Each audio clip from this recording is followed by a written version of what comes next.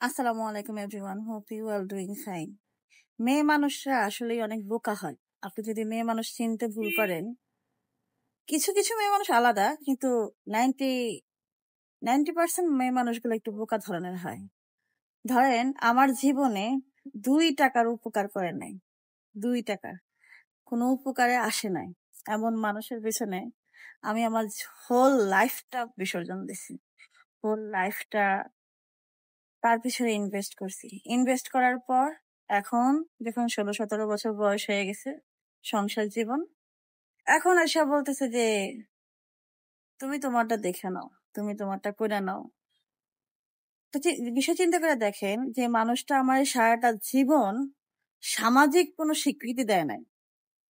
সামাজিক স্বীকৃতি, ধরেন আমি মেয়ে মানুষ, আমি বউ, আমি খারাপ হইতেই পারি, আমি হলাম এই পৃথিবীর জঘন্যতম খারাপ বউ, খারাপ ওয়াইফ। কিন্তু বাচ্চাগুলো তো আর অবৈধ না, বা বাচ্চাগুলো আমি আমার বাবার বাড়ি থেকে নিয়ে আসিনি। বাচ্চাগুলো তো সমানভাবে তার। এই বাচ্চাগুলো আসলে কেন স্বীকৃতি দেয় নাই? এই বাচ্চাগুলো কি স্বীকৃতি পাওয়ার মতো না?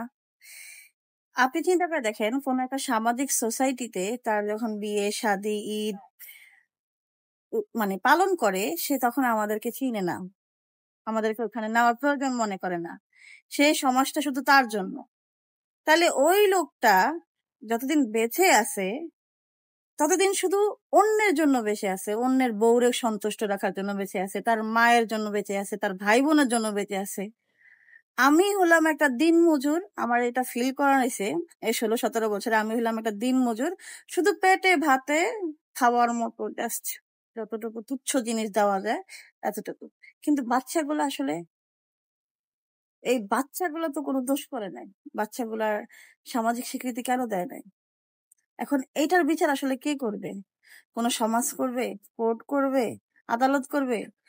যে মানুষের মনুষ্যত্ব বলতে কোনো কিছু নাই, যে মানুষের বিবেক বলতে কোনো কিছু নাই, সে আমারে এটা ফিল করাই কি শুনবেন? সে যত সম্পদ গড়াইতে পারছে, কারখানা বলেন, বাড়ি বলেন, কারি কারি টাকা বলেন, এগুলো সব মায়ের দোয়ায় আর ভাই বোনের দৌলতে সে অ্যাচিভ করছে। আর যেটা করতে পারে নাই, সেটা আসলে আমার দোষে করতে পারে না। আমি খারাপ বউ, আমি তেতই গাছ, এই জন্য আমি আম ফল দিই না, আমি তো তেতই ফলই দিব। তো বিষয়টা আমি অনেক সময় হাসি। এই জন্য হাসি যে আপনি চিন্তা করে দেখেন, আমার 2 টাকার উপকার, 2 টাকা, সেটা টাকা না, এই 2 টাকার উপকার সে কখনো আমার আমার জন্য করে নাই।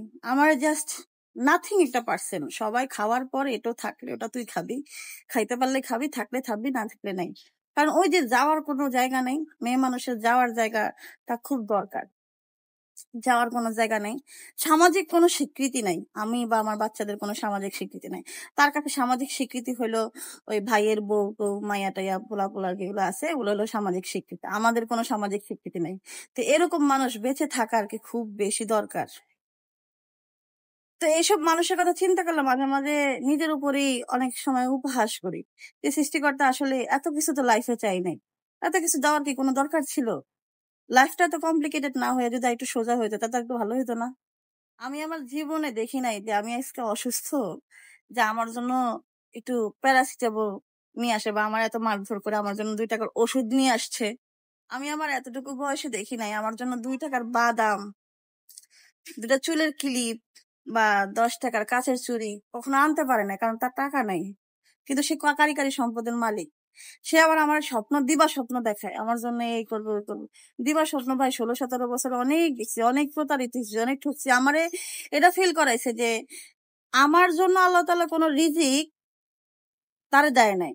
ঘরের বউ হিসাবে আমার কোনো রিজিক তারে দেয় নাই। তারে রিজিক দিছে তার মা ভাই বোনের সন্তুষ্ট রাখার জন্য।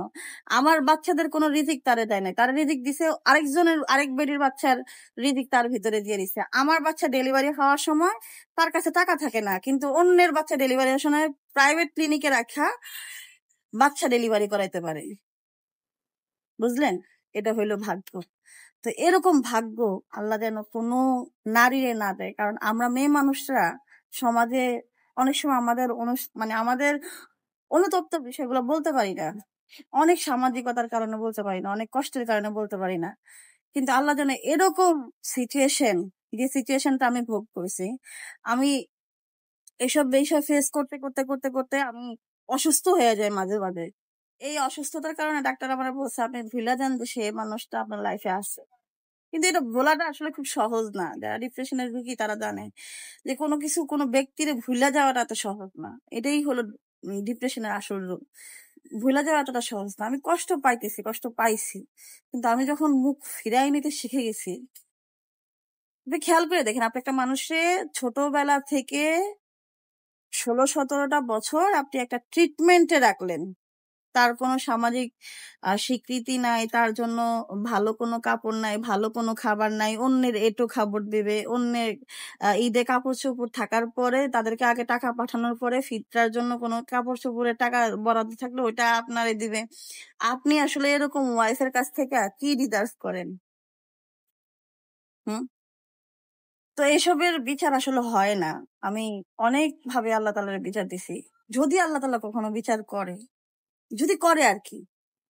এসব মানুষ এখন আমি নিজেরে রিকভারি করতে করতে ওষুধ আমার এমন ভাবে রিকভারি করে নিয়ে আসছে। এখন যদি ধরেন সামহাও সে মারা যায়, মারা যাওয়ার সময় যদি 10 টাকা গাড়ি ভাড়া দিয়ে তার লাশটা আনতে হয়, আমার দ্বিতীয়বার 2বার ভাবতে হবে। কারণ আমি যখন মৃত্যু যন্ত্রণায় ভুগছি, আমি যখন নিজের আইডেন্টিটির অভাবে 16-17টা বছর ভুগতেছিলাম, ভুগতে ভুগতে অসুস্থ হয়ে গেছি, আমি আমার ডেলিভারি লেবার পেইনে উঠা পাগলের মতন হাবড়ায়া কান্না করছি। আমি যখন আমার ডেলিভারির সময় কোনো খাবার পাই নাই, কোনো খাবার পাই নাই, 10 মাসে খাবার মানে ভালো একটা খাবার কি জিনিস চোখেই দেখি নাই।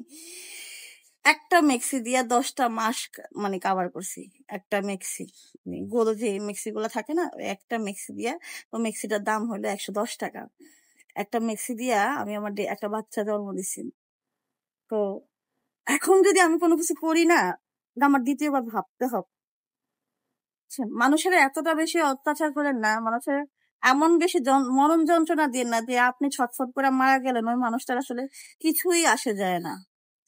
আপনি মরে গেলেন কি বেঁচে গেছেন কোনো এক্সিস্টই করে না। এই মানুষটা শুরু থেকেই আসলে ভুল এবং মিথ্যুক একটা মানুষ, প্রতারক একটা মানুষ। তার চুল থেকে পা পর্যন্ত পুরোটাই হলো একটা প্রতারণা। একটা নাটক সাজানোর জন্য যত যা কিছু প্রয়োজন আছে সব ধরনের নাটক সে করতে পারে, কিন্তু যখন ধরে ফেলবে মেয়ে মানুষ, তখন আপনি যদি ওই যে বললাম না, আপনি যদি এখন মৃত্যুর জন্য ছটফট করতে থাকেন, আপনার যে মরার আগে যে শেষ পানিটা খাওয়ায় না, ওই পানিটা কিনতে 20টা টাকা খরচ করে যে একটা পানির বোতল কিনবে কিনা, মানুষ যখন ওই চিন্তা ভাবনা করবে, তখন আপনি চিন্তা করে দেখেন আপনি তাদের কতটা মরণ যন্ত্রণা দিচ্ছে। তা আমি এখন আর আমার স্বীকৃতি নেওয়া চিন্তা করি না। আমার বাবা আমার জন্ম দেওয়ার সময় যে স্বীকৃতি দিছে, অতটুকুতেই আলহামদুলিল্লাহ আমি অনেক ভালো আছি। এই জীবনটা, বাবার পরে আমার 3টা বাচ্চা আছে, আমি আমার বাচ্চাদের পরিচয় নিয়ে আলহামদুলিল্লাহ বেঁচে থাকতে পারবো। কিন্তু এই যে ছাপড়ি টাইপসের মানুষ, অন্যের বউয়ের প্রতি দরদ দেখানো মানুষ, অন্যের বউয়ের বাচ্চার প্রতি আগলা প্রীতি দেখানো মানুষ, এদের আসলে শেষটা আসলে কি হয়, এটা আমার আসলে অনেক জানার বিষয়। যে যারা সারা জীবন লুচ্ছামি করে, সারা জীবন ভাই বোন মা থাকার পর তাদের দাসত্ব করে বাঁচা, এদের শেষ পরিণতিটা আসলে কি হয়, এটা আমার খুব জানার ইচ্ছা। কারণ আমি আমার লাইফে যতটুকু দান সদকা করছি, যতটুকু সৎ ছিলাম, আমি আমার সবকিছু সব ভালো জিনিসের বিনিময়ে আমি এই প্রতিদানটা চাই যে আল্লাহ, আমি এই জিনিসটার প্রতিদানটা আমি তোমার কাছে চাই। কারণ আমি অনেক ঠকছি।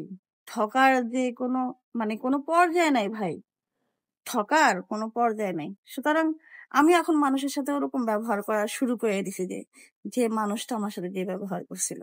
মানুষ আপনার সাথে খারাপ ব্যবহার করতে পারবে, কিন্তু আপনি যখন করবেন তখন দেখবেন যেটা আর হজম হচ্ছে না, তার গলায় আটকায় পড়ে।